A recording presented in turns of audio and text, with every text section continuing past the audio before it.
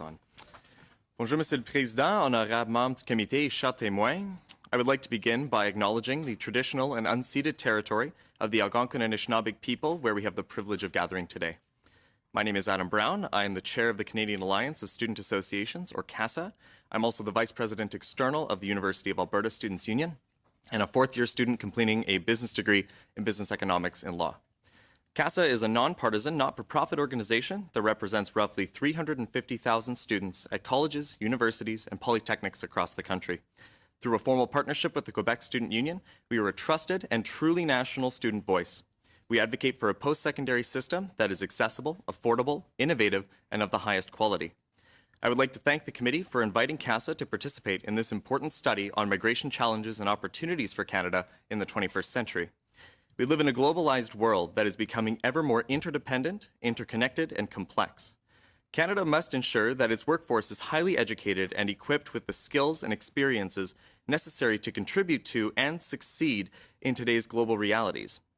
A diverse and cosmopolitan post-secondary experience enhanced by the presence of international students is instrumental in preparing Canada's students to work in an increasingly global community. International students also become prospective ambassadors who serve as a voice for Canada abroad, sharing Canadian interests, values, and culture, while strengthening international collaboration in higher education, research, trade, and diplomacy.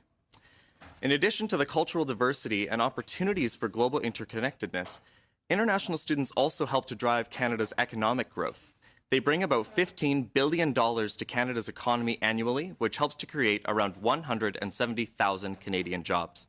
International students who decide to stay in Canada after their studies are also essential in addressing the ongoing and increasingly imperative issue of skilled worker shortages in Canada.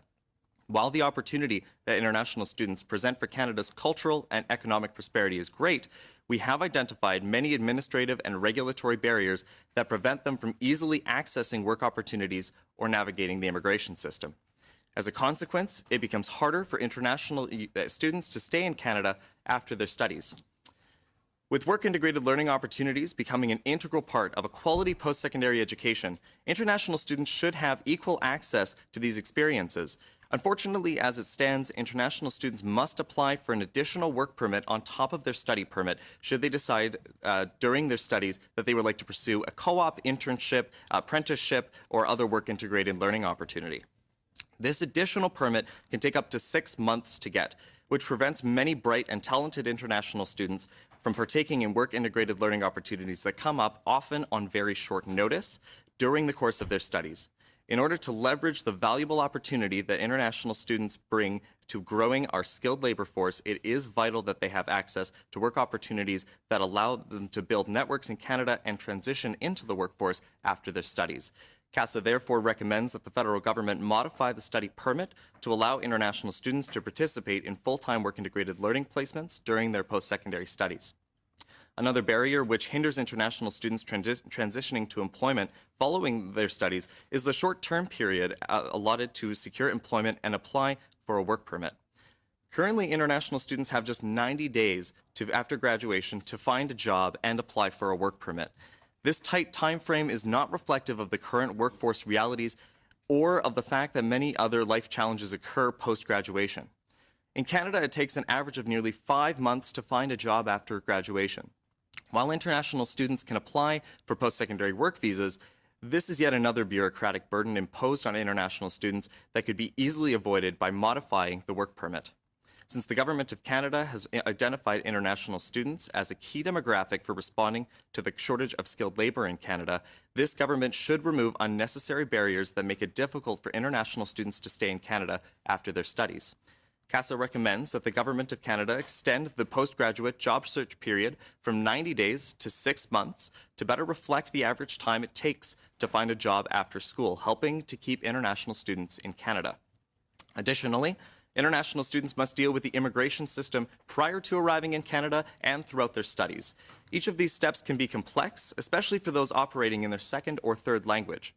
With this in mind, institutions should provide a welcoming atmosphere with accessible services to set international students up for success in Canada.